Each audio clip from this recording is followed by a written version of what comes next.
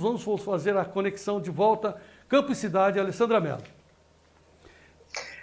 Olá, João. Então, você tinha antecipado para a gente que você tem dados do Itaú BB Agro a respeito dos resultados da economia agrícola do país. Exato. Na verdade, o Itaú BBA ele costuma fazer um relatório uma vez por mês, é o chamado agromensal, onde ele avalia o que está acontecendo e o que ele acredita que vai acontecer com diferentes cadeias do agronegócio. São vários produtos analisados, não tem como a gente falar de todos aqui, mas eu vou destacar alguns. Quero trazer aí para quem nos acompanha aqui no Tempo e Dinheiro um pouco dessas informações. Por exemplo, soja, preços elevados nos próximos meses. Algodão, eles dizem que merece cautela ainda, porque depende da retomada econômica da indústria têxtil lá fora, né? Vai depender muito do que vai acontecer lá. No café, perspectiva otimista.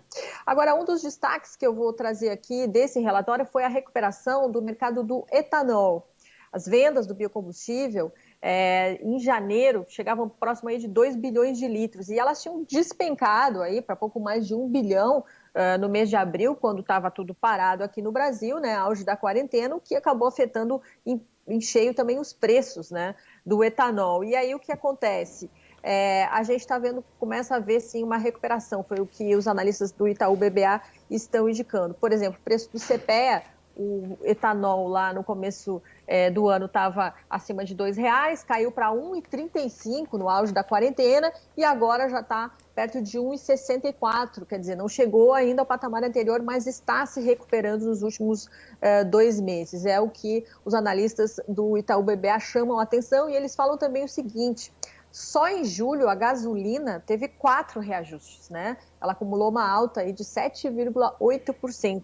E isso acaba melhorando também a competitividade do etanol, o que é sempre uma boa notícia para o nosso produtor de cana. Como o preço do açúcar ele está bom, as usinas estão muito voltadas aí para o açúcar, e o Itaú acredita que poderá haver necessidade de aumentar a importação de etanol. E aí eu quero fazer só um registro sobre uma outra polêmica que tem envolvendo esse tema. A gente sabe que o governo brasileiro está em plena discussão com os Estados Unidos sobre a questão da tarifa de importação de etanol. Hoje, os americanos eles têm direito a exportar para o Brasil o etanol com tarifa zero, num limite de 750 milhões de litros por ano. Mais do que isso, eles têm que pagar uma tarifa de 20%.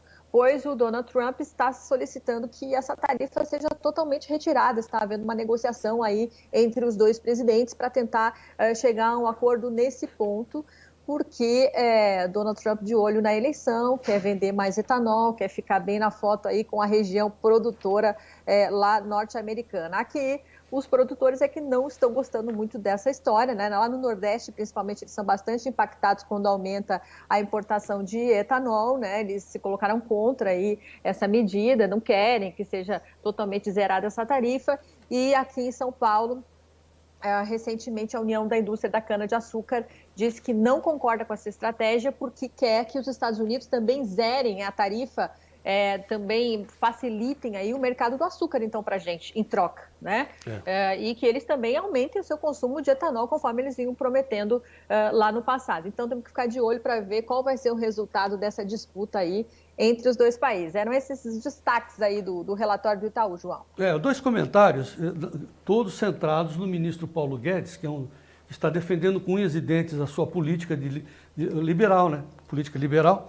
Ele participou de uma live lá com o Vargas Llosa, que é prêmio Nobel, né?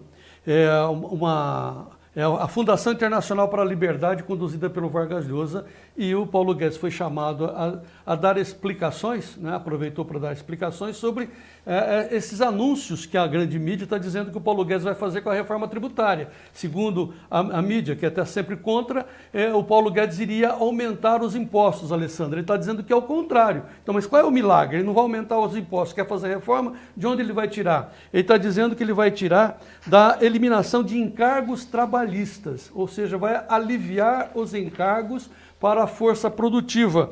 Ele disse mais ou menos assim, Alessandra: o novo imposto que está sendo desenhado é exatamente para substituir um imposto cruel sobre o trabalho, que produziu 40 milhões de invisíveis nas ruas, que estão nas ruas aí. Claro, o sujeito paga 2 vezes a mais o salário do trabalhador, ele não vai, né, contratar ninguém. Então, acho que o pulo do gato é isso daí, aliviando a economia e diminuindo as despesas. É fundamental isso para aliviar a carga do empreendedor, né, o investidor brasileiro, o empregador. Acho que essa é a palavra correta, né, Alessandra?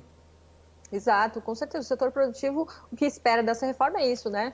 Que mesmo que haja a criação de novos impostos, enfim, tem a questão lá do imposto digital, por exemplo, mas que haja uma desoneração em outras frentes, para que não aumente a carga tributária, para que realmente só haja um sistema tributário mais inteligente, mais eficiente. Muito bem. Alessandra Mello, muito obrigado pelas suas informações. Amanhã, mais Conexão Campo Cidade por dentro da economia brasileira. Só para acrescentar o que o Paulo Guedes disse, é o seguinte, olha, nosso déficit fiscal era de 1% ao ano. Agora nós subimos para 11%, gastamos 10% do PIB com essa ajuda para combater a paradeira do coronavírus, que isso foi cruel, né? Como eu disse, né? Você entra por uma das ruas principais do comércio de São Paulo, tudo fechado, todas as lojas fechadas, é um desespero. Então, agora ele vai ter... O Paulo Guedes está prometendo uma redução drástica nas despesas. Por isso que a gente precisa também fazer a reforma do funcionalismo.